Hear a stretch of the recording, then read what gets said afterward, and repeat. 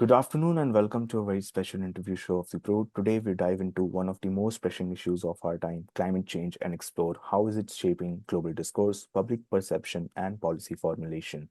We'll be delving into the influence of ideas circulating in the public sphere, evaluating the role of media in shaping how we view this crisis, and examining the power of digital platforms in driving or perhaps fragmenting climate communication. We'll also discuss the crucial roles played by academic institutions and think tanks and why, despite its growing urgency, climate change often takes a backseat in mainstream media discourse compared to other global challenges. In this conversation, we'll also tackle the future of climate literacy, engagement strategies for media organizations and policy institutions, and what it truly means to build a robust, forward thinking climate communication strategy.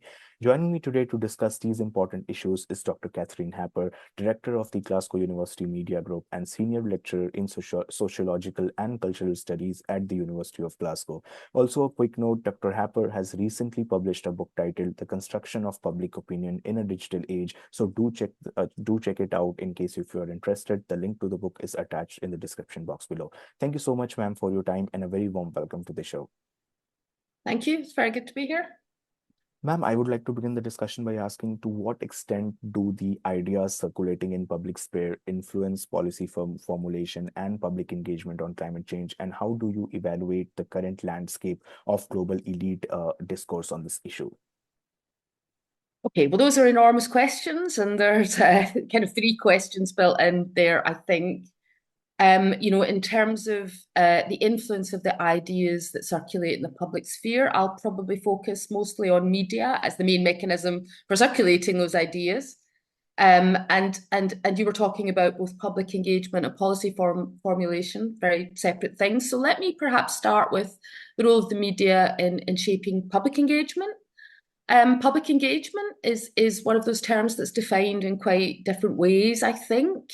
I mean, for me, public engagement is something that I would imagine would go beyond simply an awareness of an issue, an understanding of it, to perhaps a sense that action on that particular issue should happen. And that may well lead to behavioural change at the individual level, or it may not.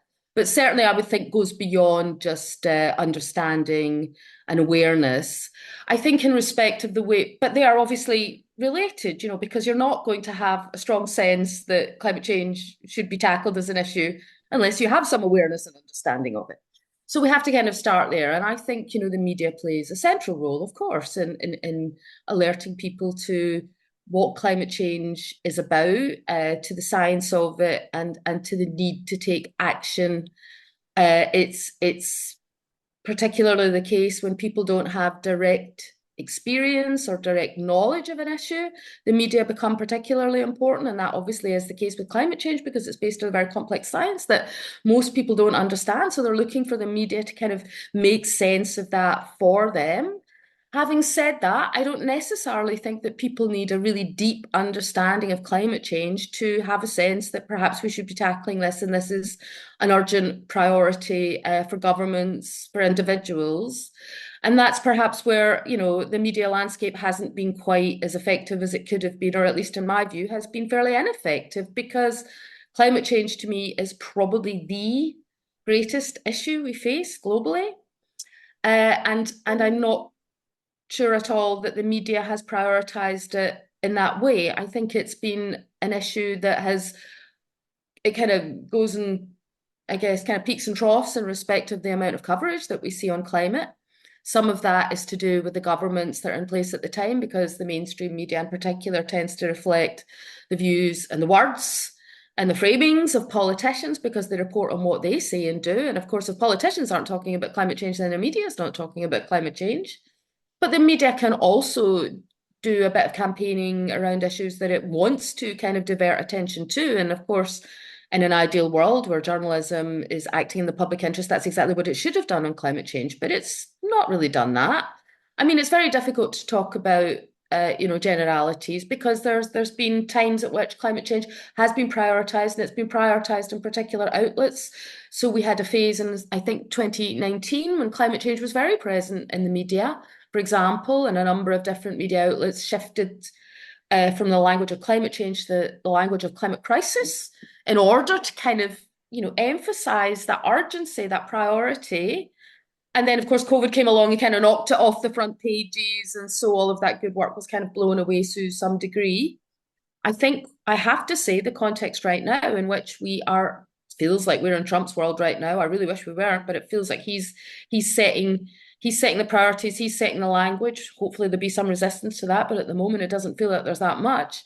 He's absolutely wiped climate off the policy agenda completely. I mean, he's removing references to climate on websites, in policy documents, in academic works.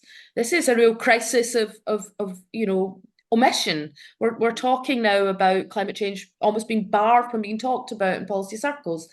And that's going to feed into the media again in that kind of circular way. So you asked me about evaluating the current landscape. The truth is it varies a great deal, but at the moment we're in a really, really bad place, and we need to see how this plays out because there will be resistance.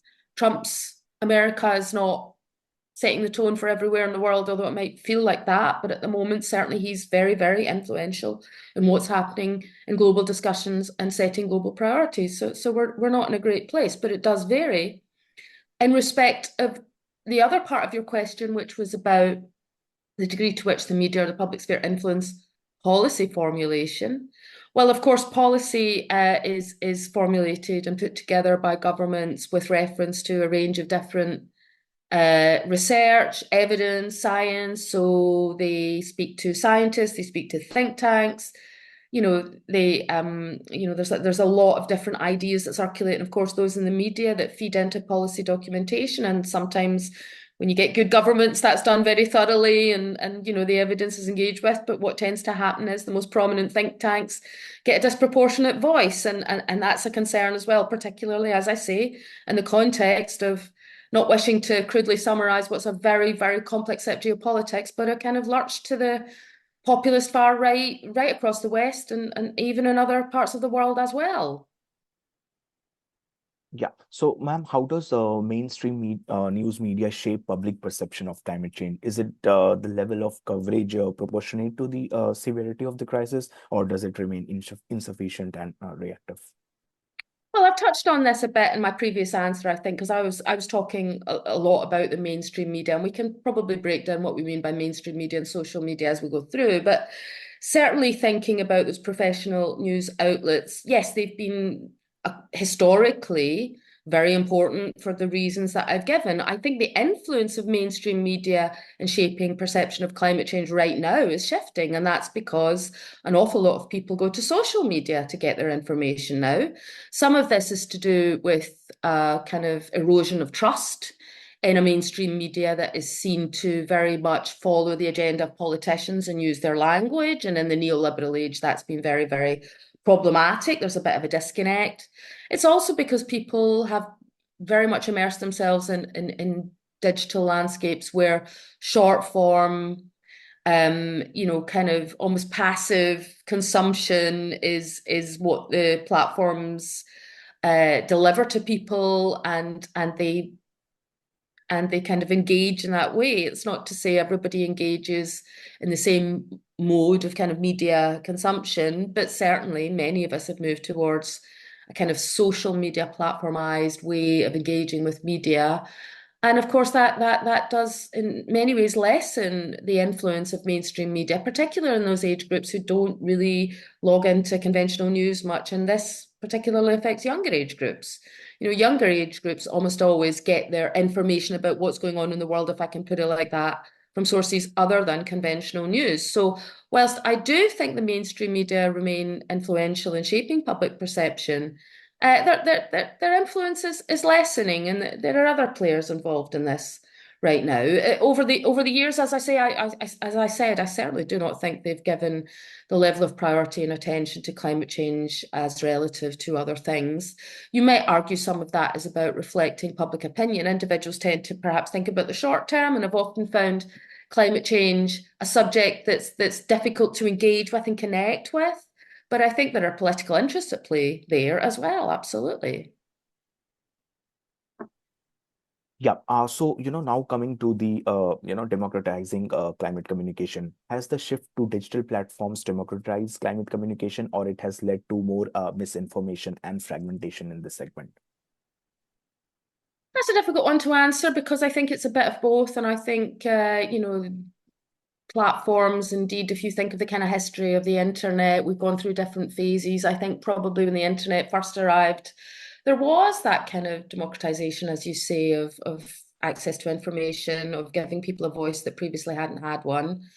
I think if we look at the digital landscape now and the internet as a whole, with platforms as a big part of that, I feel it's totally captured by corporations now.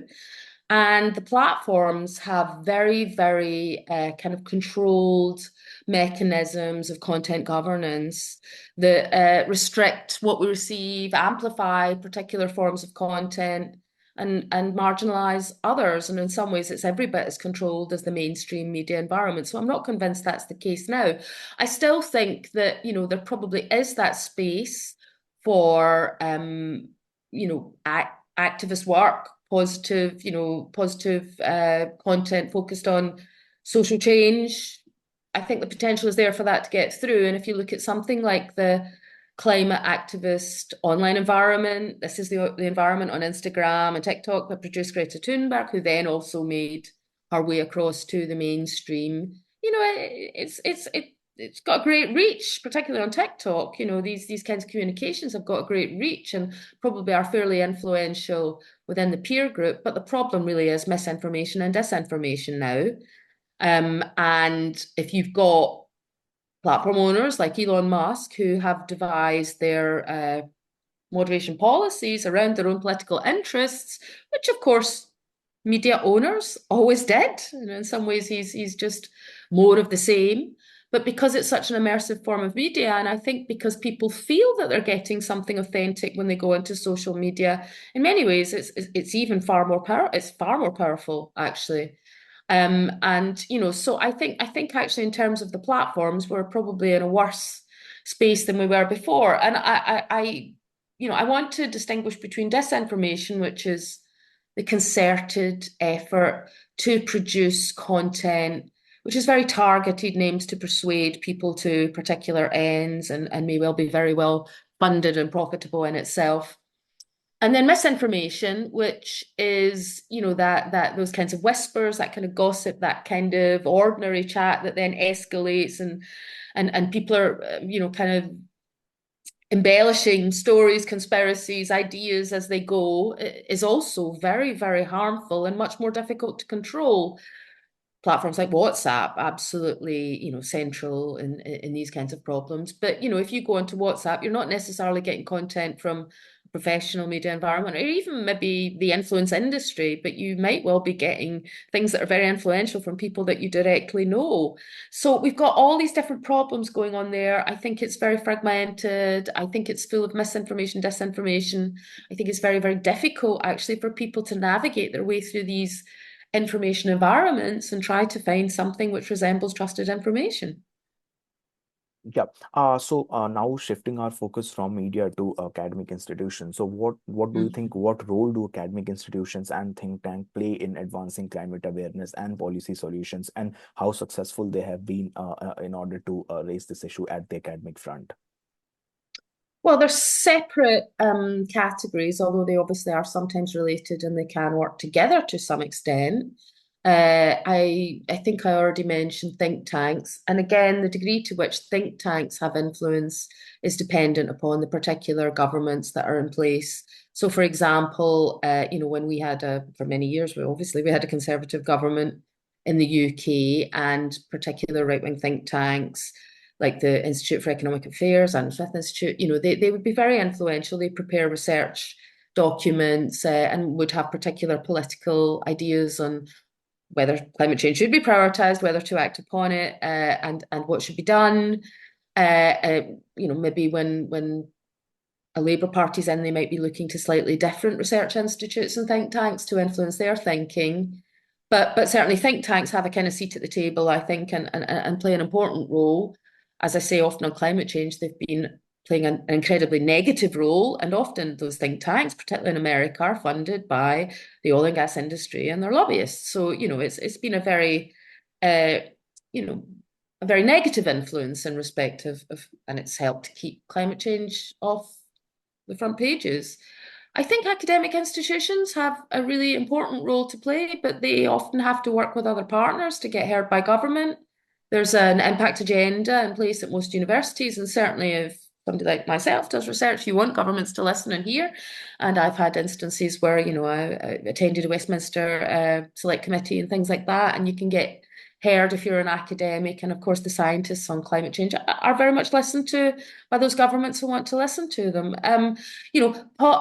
Decent government listens to the range of different evidence, science, and research that's done on the issue that they're addressing. But in recent times, I think think tanks have been much more influential, and that's not always been a good thing. Although there are some decent think tanks as well, so they're not all of the same mold, I don't think. Now coming to the public policy. So, what role does public policy in climate change helps in shaping public discourse or does not help at all? What are your opinions on this? Depends what you mean by policy, because I mean, most people, if you go out onto the street and you ask people what they think about climate policy, they wouldn't know the detail of it. And most people don't really know or engage with the detail of policy on most things. This has become ever more acute, I think, in the social media environment where people almost get they get the general gist of what's going on. They get the general direction of travel. They're also getting a lot of misinformation and disinformation about the general direction of travel. So, in that respect, policy is kind of understood by the headlines, really, and people engage with that. I think, again, it comes down to, how much a particular issue is prioritised by governments. People would probably be aware, for example, on policy on immigration, particularly if it was a kind of flagship policy, and the Tories had a few of those that were pretty horrible, but people knew about them because they made their way into the newspapers. They might, if it was, taxation or different things that had gone on, I think most people probably have a sense. Yes, they're prioritising climate change. They're not prioritising climate change. They might be aware of particular policies if they impact them directly. But I don't think that's probably the major thing that's influencing people's perception on climate change.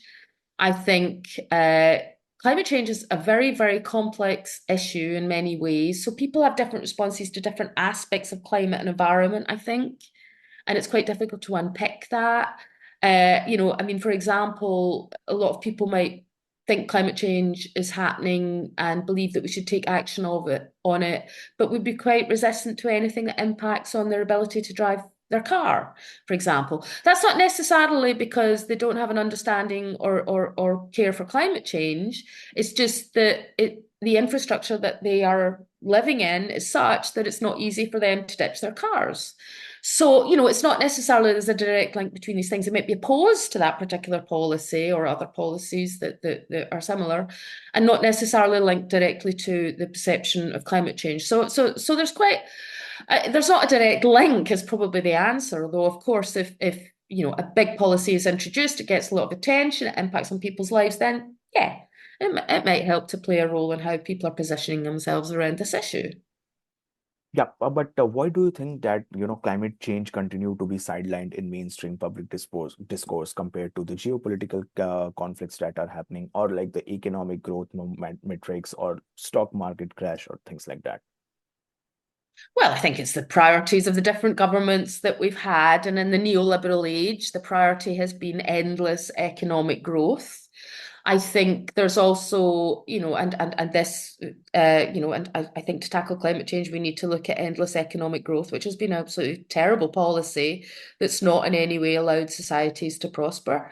I think governments as well tend to focus on the short term, not the long term. That's partly because they're only in government for the short term. They can't really be sure about the long term, and climate change is the big overarching long term issue. And maybe there's not so many, if you're playing the political game, there's not so many kind of quick wins there. But I think as well, it's kind of sidelined in mainstream discourse because of the language that we use to talk about what we're aiming for in society and how we get there. So there's been this kind of language of financialization, which journalists use and politicians use, and journalists use it because they follow the politicians. And this is a kind of set of sort of very finance-centric terms, metaphors, framings, which very much focus on us as consumers, the public as consumers, which focus on the government as kind of caretakers of the economy and growing the economy, GDP, etc., etc., GDP being discussed, and then inflation. And that's kind of the sort of terms of reference that they're operating in. And climate just doesn't really fit in with that because in many ways it's going to conflict with it. But the truth is, we've also had quite right-wing governments. We've now got, as I said before, the Trump government in place. The Trump government is prioritizing America first, as it said it would. By that, it really means a set of kind of business concerns and interests, and is being very transactional.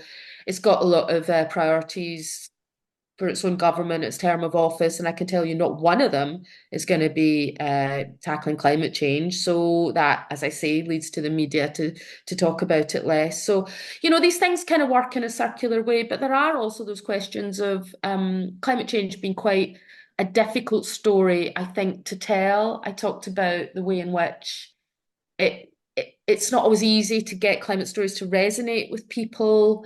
And I think that it has felt like a distant issue. I don't know necessarily that it needs to be like that, and maybe that's been a massive failure of journalism to do that.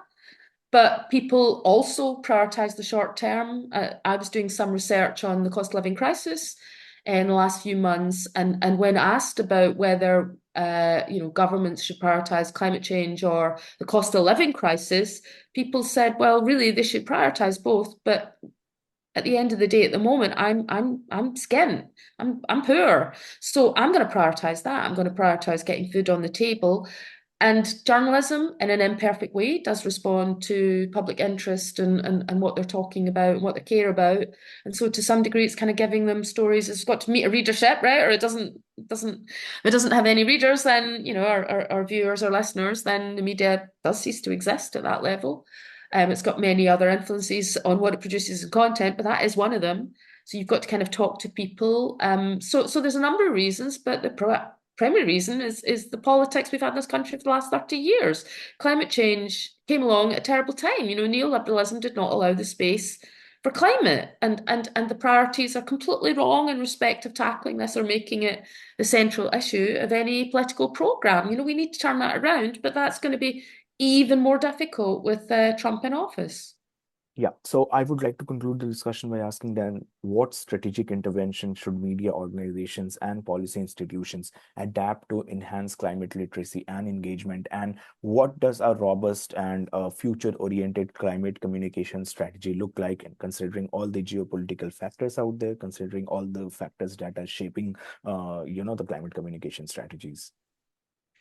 Well, I think all of the strategic interventions that have been talked about at the moment in respect of media communications are about trying to arm people to navigate this very complex digital environment in which disinformation and misinformation circulates, and in which it's very, very targeted, and in which, of course, it's the profit model because people are making a lot of money out of that online. So it's going to be quite difficult, I think, to kind of remove that from our digital spaces because you're really taking on big power, if I can use that phrase, in all sorts of ways, and that's going to be incredibly difficult. I think, and climate change, I should say, is absolutely subject to so much of this online. A lot of this is targeted attacks on scientists, trying to discredit the work that they're doing. A lot of it's conspiracy theories. A lot of it is about political kind of narrative about climate change taking away freedoms. There's all sorts of different strategies and attacks, but it's part of a broader context, I think, of disinformation and misinformation.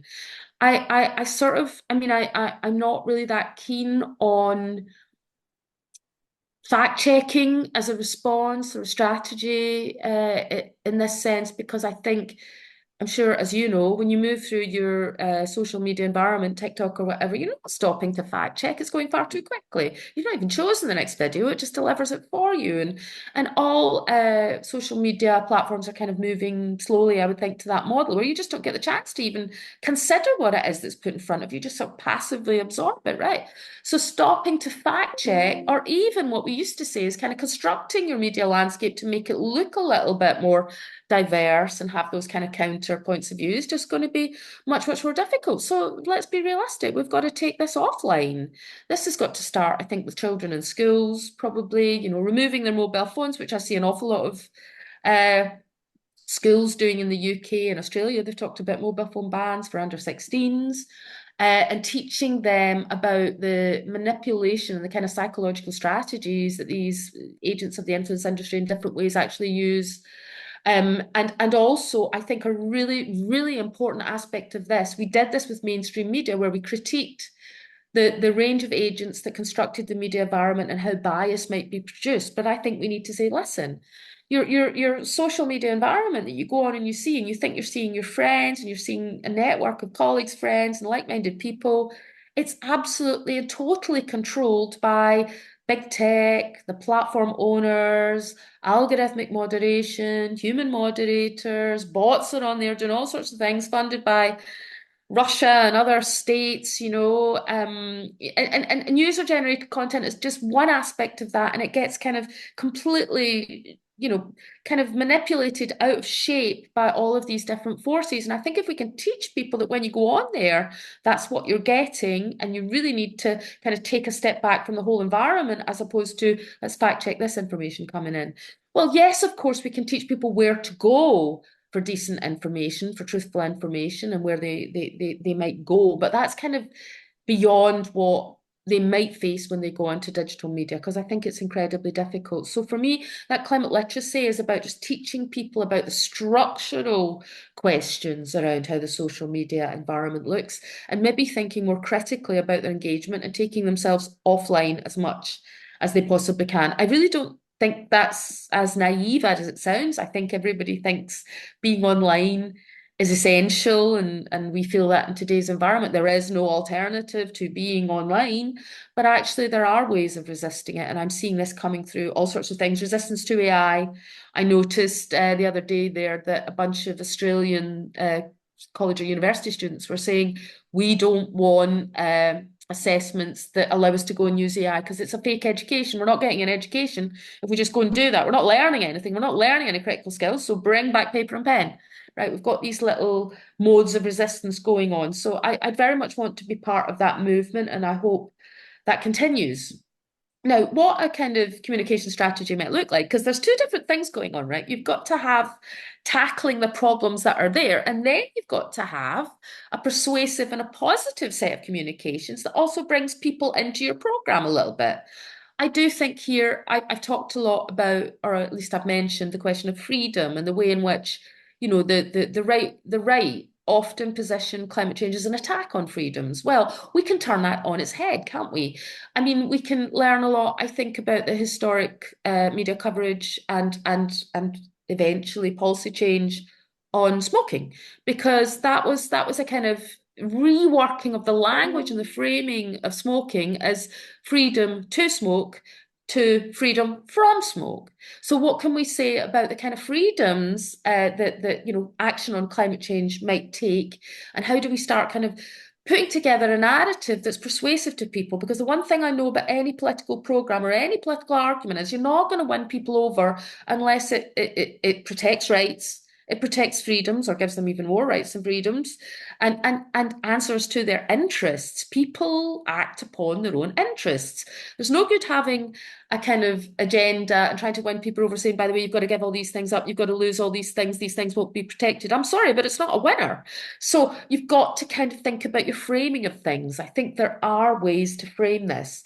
But I think my fundamental point, if this is my final point, would be that I feel there's always been a kind of question of the economy or economic questions versus climate as almost kind of separate agendas. And to me, the integration of these in one narrative, so you're talking about a sustainable economy that's robust enough for people, that serves the majority, that works for us all. It's about well-being, and we're also protecting the planet is the way we've got to go. So the fact that most people think there should be a question of whether we prioritize climate or economy is totally wrong. And really, no, they should be integrated in every way we think about them and the way in which we tackle them. And I think that's really got to be the way forward in terms of our communications, but also in terms of our politics, I think. Of course, they're interlinked.